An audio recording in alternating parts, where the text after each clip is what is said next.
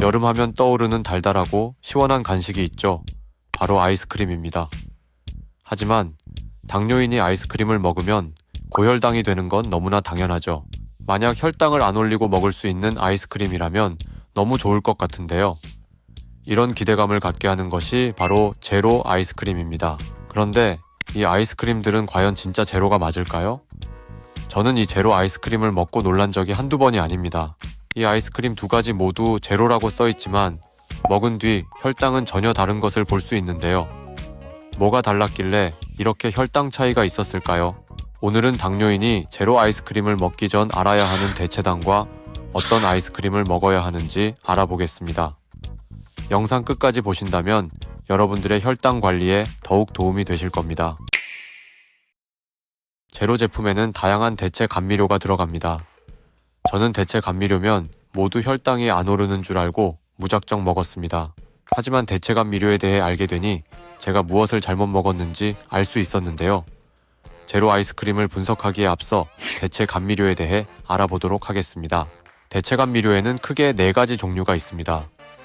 인공적으로 합성해서 만든 합성 감미료, 식물의 잎이나 종자에서 추출한 천연 감미료, 천연 상태에서 존재하는 천연당, 당을 알코올로 변형해서 만든 당알코올입니다. 합성 감미료에서 많이 쓰이는 건 수크랄로스, 아스파탐, 사카린입니다. 이것들은 주로 가공식품에서 많이 볼 수 있는데요. 당도가 설탕에 비해 너무 강해가지고 개인이 쓰기엔 힘들기 때문입니다. 수크랄로스는 제로콜라에 들어가는 감미료이며 사람이 흡수할 수가 없어 먹어도 몸 밖으로 다 배출되어 버립니다. 안전상에도 큰 문제가 없어 제로콜라 외에도 많은 가공식품에 사용되는 감미료입니다. 아스파탐은 예전 제로콜라에 사용되었지만 여러 논란이 많이 생기면서 수크랄로스에 밀려난 상태입니다. 아스파탐은 예전부터 여러 논란이 많았습니다. 하지만 식약처에 따르면 아스파탐은 안정성에 문제가 없어 사용 기준을 유지하고 있습니다. 결론적으로 하루 종일 아스파탐만 퍼먹지 않으면 안전하다고 합니다. 사카린은 과거 잘못된 발암성 문제로 여러 국가에서 사용이 금지되었습니다. 그러나 이후 미국 FDA에서 안전식품으로 인증되면서 오해가 풀리고 현재는 다시 허용되어 점차 합법적으로 사용되고 있습니다. 사카린은 가격도 저렴하지만 뭔가 맛이 씁쓸하고 애매한 느낌이 있습니다. 천연 감미료로는 대표적으로 스테비아랑 나항과가 있습니다. 스테비아는 사실 허브 이름이고 스테비아 허브에서 추출한 스테비오사이드가 감미료입니다. 근데 보통 부르기 쉽게 스테비아라고 말을 합니다.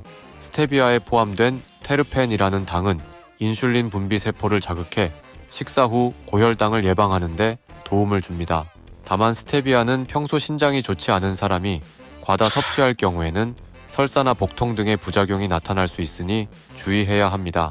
나항과도 마찬가지로 그 자체가 감미료가 아니고 나항과에서 추출한 모그로사이드가 감미료입니다. 설탕보다 200에서 300배가량 더 달고 체내에 흡수되지 않고 배출됩니다. 이런 점들로 인해 일부 제로칼로리 음료에 들어가는 특징을 가집니다. 특히 스테비오사이드가 기존의 설탕과 비슷하다기엔 어딘가 위화감이 드는 단맛으로 여겨집니다. 이에 반해 모그로사이드의 단맛은 설탕과 굉장히 흡사하다는 평가를 받습니다. 천연당은 대표적으로 자일로스, 타가토스, 알룰로스가 있습니다. 자일로스는 자일리톨의 원료가 되는 천연당인데 독특하게도 체내에서 설탕 분해 효소인 수크라아제의 활성을 억제하는 성질을 가진 성분입니다. 그래서 설탕에다가 자일로스를 10% 정도를 섞게 되면 설탕의 흡수율을 40% 정도까지, 혈당 지수로는 49 정도까지 떨어뜨리는 효과를 발생시키게 됩니다. 이렇게 혼합해 놓은 게 바로 시중에 팔고 있는 자일로스 설탕입니다. 타가토스도 보통 설탕이랑 혼합된 형태로 많이 볼 수 있습니다. 그러나 여러 논란에 휩싸여 점점 찾아보기 힘들어지는 대체 감미료입니다. 알룰로스는 편의성 때문에 인기가 아주 좋은 대체 감미료입니다. 열에 강하고 당도도 설탕과 비슷해 요리에 사용하기 아주 쉽습니다. 마트에 가서 찾기도 아주 쉬운 감미료이죠. 그리고 안전성 면에서도 크게 논란거리가 없고 일일 섭취 허용량도 넉넉한 편입니다. 당알코올은 당을 알코올로 환원시킨 감미료입니다. 그래서 당의 달달한 특성과 알코올에 쉽게 배출되는 특성을 가지고 있습니다. 대표적인 원료로는 자일리톨, 말티톨, 에리스리톨이 있습니다. 자일리톨은 껌으로 유명하고 맛은 설탕이랑 비슷하면서도 시원한 느낌도 같이 전해주는 특징이 있습니다.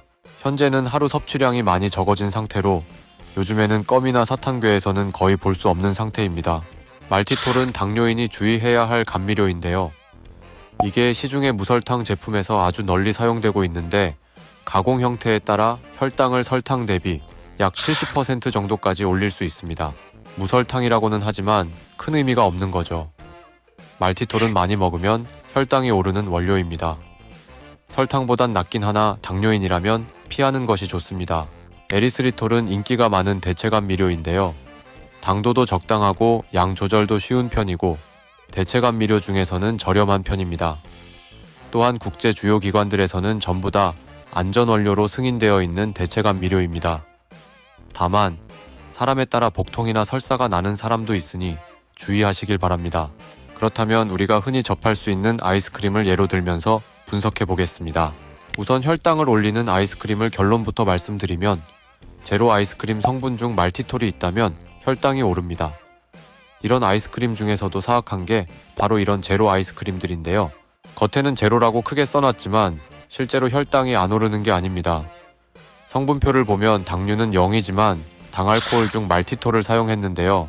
이 말티톨은 앞서 말씀드린 것처럼 설탕의 60에서 70% 정도로 혈당을 올리기 때문에 사실상 당 제로가 아닙니다. 제가 이 아이스크림을 처음 보고 너무 반가운 마음에 2개나 먹었는데 이런 혈당이 찍힌 적이 있습니다. 그래서 성분표를 보니 말티톨을 사용했더라고요. 여러분들도 이런 아이스크림을 드실 땐 꼭 성분표를 보시고 주의하시길 바랍니다. 다음으로는 혈당이 착한 아이스크림을 결론부터 말씀드리면 0칼로리 아이스크림입니다. 이 아이스크림들은 알룰로스와 에리스리톨을 사용해서 만든 아이스크림이며 주로 혈당을 올리지 않는 대체감미료로 만들어진 아이스크림입니다. 제가 실제로 먹어보니 혈당에 큰 변화를 주지 않았습니다. 주의해야 할 점은 알룰로스는 60kg 기준 1일 섭취 허용량이 54g입니다. 체중별 1일 섭취 허용량인 다음과 같습니다. 60kg 미만일 경우 하루 2개, 80kg 미만일 경우 하루 3개, 100kg 미만일 경우 4개까지가 1일 섭취 허용량입니다. 너무 과하게 드실 경우 복통과 설사로 엄청난 고생을 하게 될 수 있으니까 잘 확인하셔서 드실 때 참고하시길 바랍니다. 그리고 최근 당뇨인들 사이에서 라라스윗도 인기가 많습니다. 라라스윗 저당 초콜릿바도 혈당을 크게 올리지 않고 맛도 좋습니다. 단점은 가격대가 조금 있다는 점인데요. 그래서 저는 앞서 말씀드린 0칼로리 아이스크림으로 간단하게 해결하는 편인데 맛도 있고 혈당도 착해서 아주 만족하고 있습니다.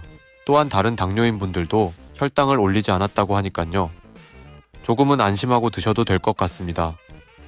다만 라라스윗의 여러 제품 중에서도 말티톨을 사용한 제품이 있으니 잘 확인하셔서 드시는 것이 좋습니다.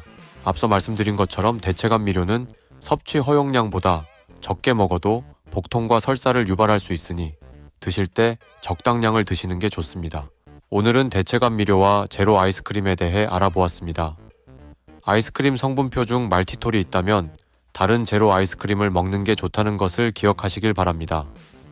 저는 앞으로도 당뇨인에게 도움이 되는 정보로 찾아올 테니깐요. 구독을 눌러주시면 더욱 도움이 되겠죠. 오늘도 건강한 혈당 되시길 바라며 시청해주셔서 감사합니다.